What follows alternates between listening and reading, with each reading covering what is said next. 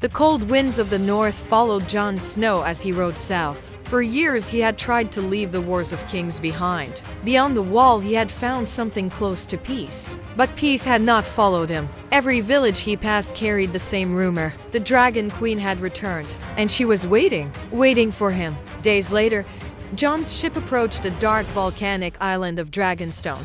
The castle stood tall against the stormy sky, its ancient towers watching the sea like silent guardians. As Jon stepped onto the docks, soldiers lined the harbor. They stared at him with curiosity, some with suspicion, some with fear, because they knew who he was, the man who had killed their queen. High above the castle, a thunderous roar echoed across the sky. The massive dragon Drogon circled slowly above the fortress. Jon looked up at the creature. The dragon stared back. For a moment, neither moved. Then Drogon let out a deep rumble and flew back toward the castle, almost as if he recognized Jon. Guards escorted Jon through the dark stone halls of Dragonstone, the same halls where he had once stood beside the Dragon Queen as an ally. Now he returned as something else. When the doors of the throne chamber opened, Jon stopped walking. Standing before the great war table was Daenerys Targaryen, alive. The room fell silent. Jon stared at her in disbelief.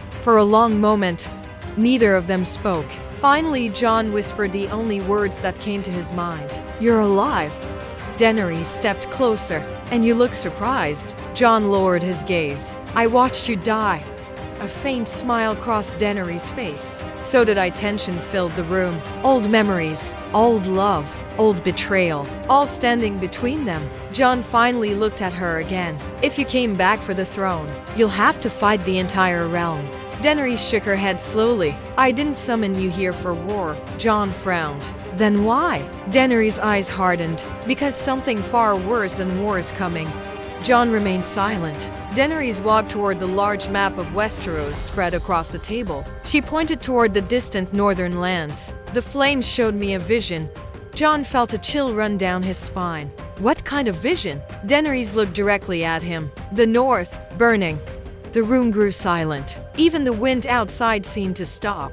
Then Drogon's roar thundered across the sky. And suddenly Jon realized something terrifying. The Dragon Queen had not returned for revenge. She had returned because a new threat was rising. But if the North is truly in danger, Jon Snow may have no choice but to stand beside the Dragon Queen again. And the greatest alliance in Westeros might be about to return. Part 8 coming soon. Subscribe to follow the legend of the Dragon Queen.